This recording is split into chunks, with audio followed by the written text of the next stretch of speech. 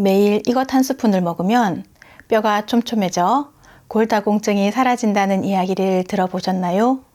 골다공증은 단순히 뼈가 약해지는 질환이 아니라 필요 영양분들이 빠져나가 뼈 속에 미세한 구멍이 많아지는 증상으로 뼈의 밀도가 낮아지고 구조가 엉성해져 뼈가 부서지기 쉬운 상태가 되는 질환입니다.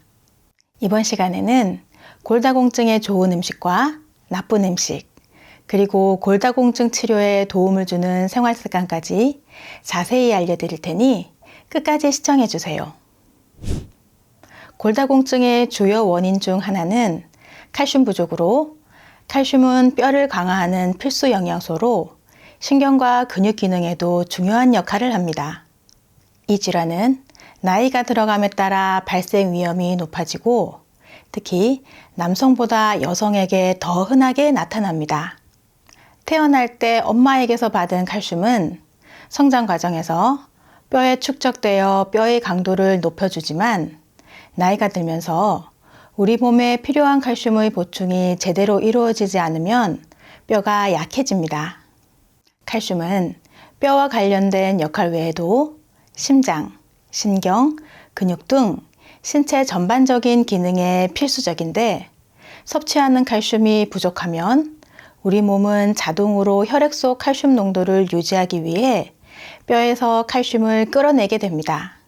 하지만 이때 충분한 칼슘이 뼈에 저장되어 있지 않다면 칼슘이 빠져나간 자리가 많아 구멍이 커져서 뼈의 밀도가 낮아지고 작은 충격에도 쉽게 골절이 발생할 수 있게 됩니다. 그래서 골다공증은 임신과 출산을 경험한 여성들에게 많이 발생합니다. 임신 중에 태아는 엄마의 몸에서 많은 양의 칼슘을 가져가는데요. 이때 산모가 칼슘을 충분히 섭취하지 않으면 몸속에 저장되어 있던 칼슘들이 태아에게로 빠져나가게 됩니다. 이로 인해 몸은 칼슘 부족 상태에 빠지게 되고 이는 뼈에 통증을 일으키거나 관절, 인대에도 영향을 미치게 됩니다. 또 다른 중요한 시기는 갱년기 전후의 여성들입니다. 여성의 생리주기와 관련된 여성 호르몬인 에스트로겐은 칼슘의 흡수와 활용을 돕는 중요한 역할을 하는데요. 갱년기 이후 여성 호르몬의 수치가 급격히 감소하면서 칼슘의 흡수 능력도 떨어집니다. 이로 인해 골다공증뿐만 아니라 자궁근종, 만성질환, 알레르기 등의 다양한 질병의 발생이 증가할 수 있습니다. 이에 반해 남성의 골다공증 원인은 호르몬의 변화보다는 스트레스나 흡연, 음주, 불규칙한 식습관 등으로 뼈가 튼튼하게 관리되지 못하여 발생하게 되는 것입니다. 앞서 말씀드린 대로 우리 몸속 칼슘은 대부분 뼈와 치아를 형성하고 지키는 데 사용되지만 일부는 혈액, 체액, 근육 등에도 영향을 줍니다. 그래서 칼슘이 부족하면 신경계의 이상이 나타날 수 있고 불안증이나 우울증과 같은 정신적 문제까지 유발할 수 있습니다. 뿐만 아니라 칼슘은 우리 몸에서 독소를 해독하는 데도 활약하는데요. 그래서 칼슘이 부족해지면 체내 독소가 제대로 처리되지 않아 알레르기나 만성염증과 같은 문제가 발생할 수 있습니다.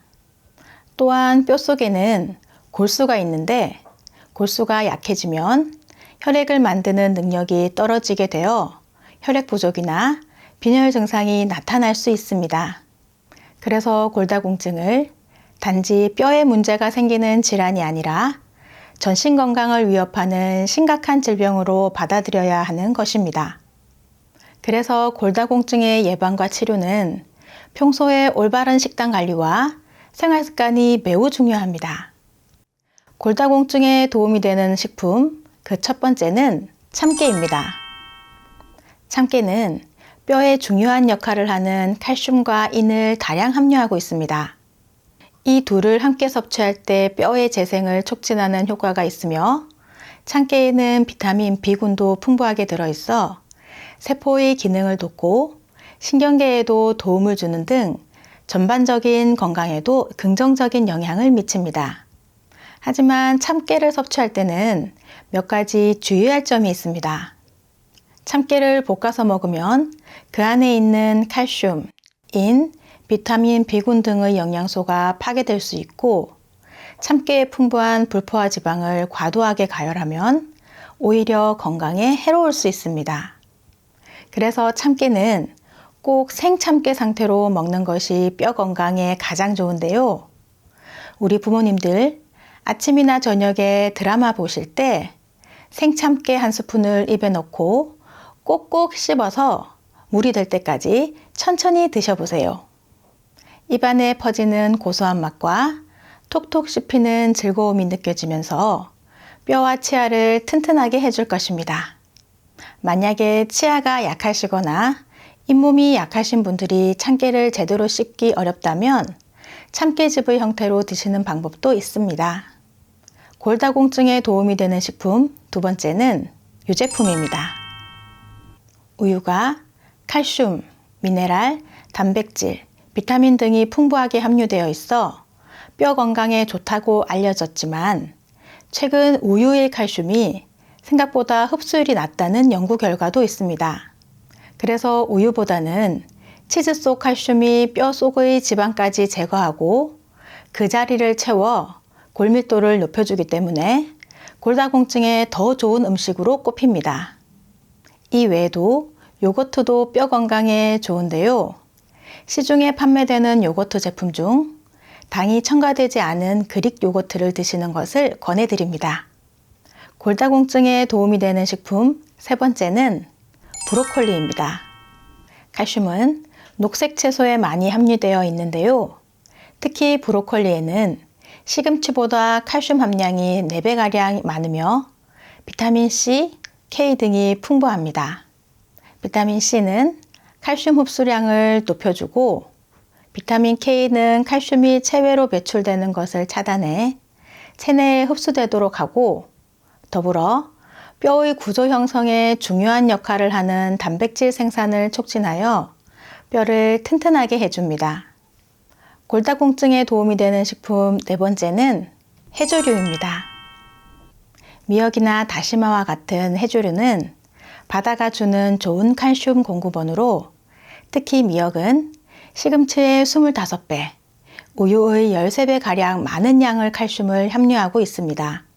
그리고 해조류의 마그네슘과 미네랄도 뼈 건강에 중요한 역할을 하고 식이섬유는 칼슘의 흡수를 도와주는 효과가 있어 골다공증 예방에 많은 영향을 미칩니다. 골다공증에 도움이 되는 식품 다섯 번째는 홍화씨입니다. 홍화는 우리나라 전통 혼례 때 신부의 얼굴에 바르는 연지의 원료로 홍화씨에는 뼈를 강화해주는 성분은 물론 여성 호르몬과 유사한 성분이 함유되어 있어서 골밀도를 높여주고 골다공증을 예방하여 줍니다. 또 관절염에 좋은 유기백금이라는 성분도 함유하고 있는데요. 이는 백혈구를 골절 부위에 집중시켜 골절 부위의 재생을 돕고 염증을 완화시키는 역할을 합니다. 홍화씨는 다양한 방법으로 섭취할 수 있는데요.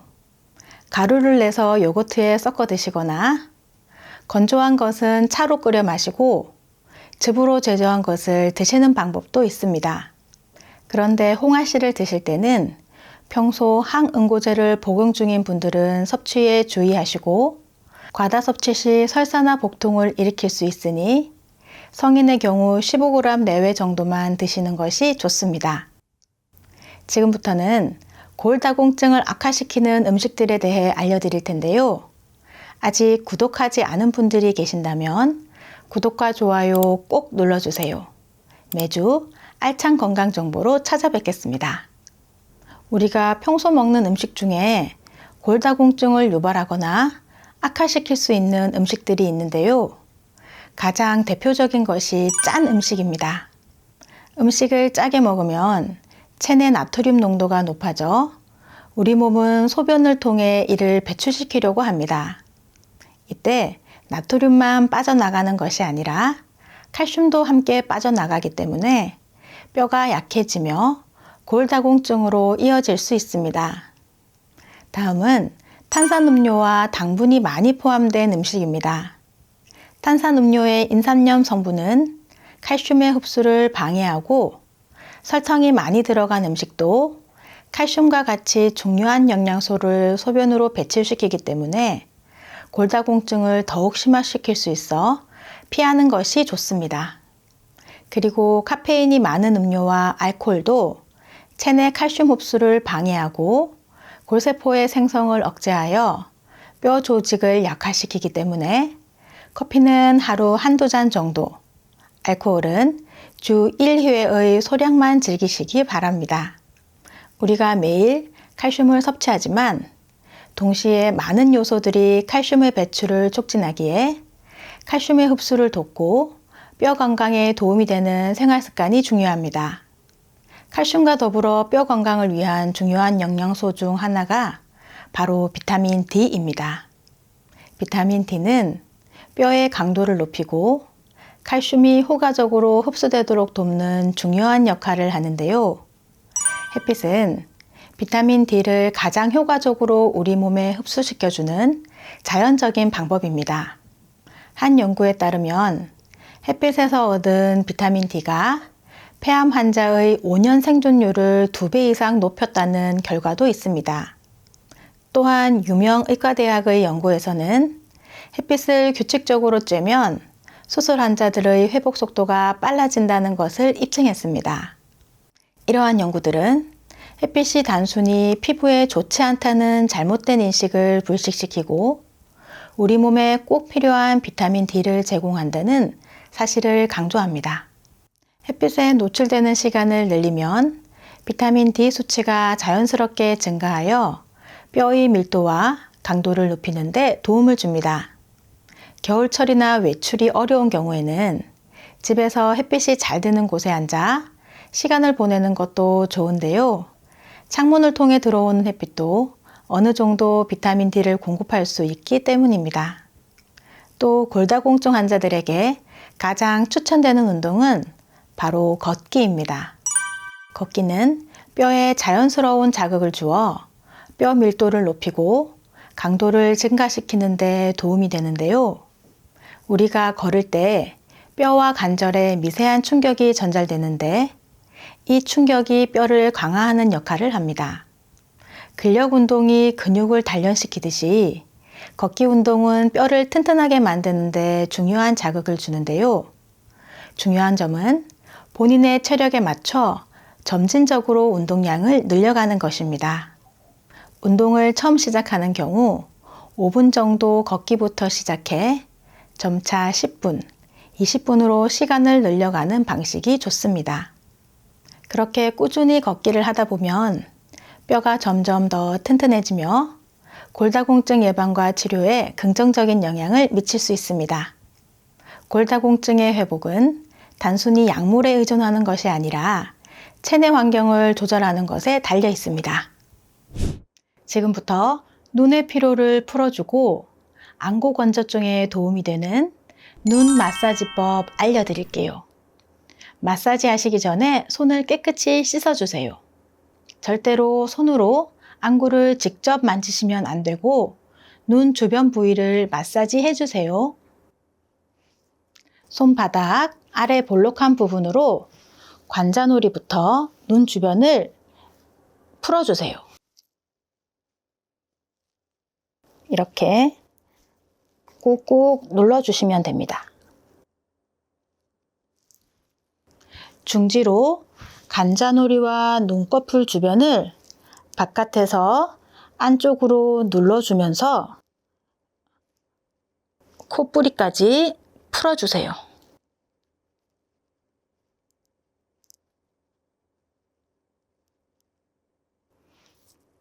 엄지손가락 아래 볼록한 부분을 이용하여 눈꼬리 위쪽에 부드러운 살 있는 쪽을 풀어주세요.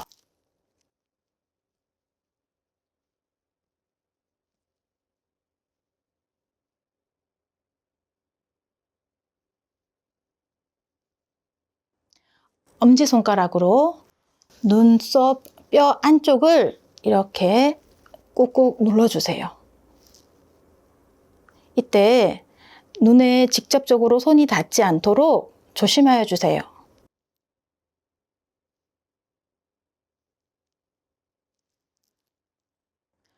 검지로 콧대 양옆을 둥글게 풀어주세요.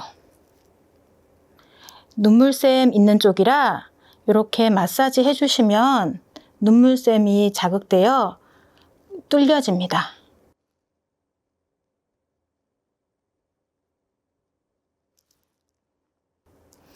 검지로 코 옆에 여기서 따라서 이렇게 쭉쭉 눌러주세요.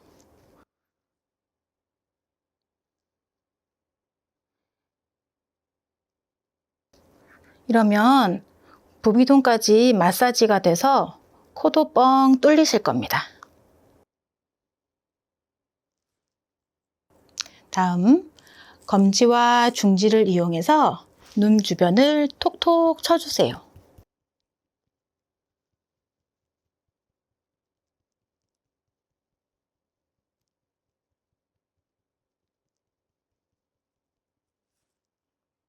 마지막으로 손을 비벼 열을 내서 눈이 따뜻하게 감싸주세요.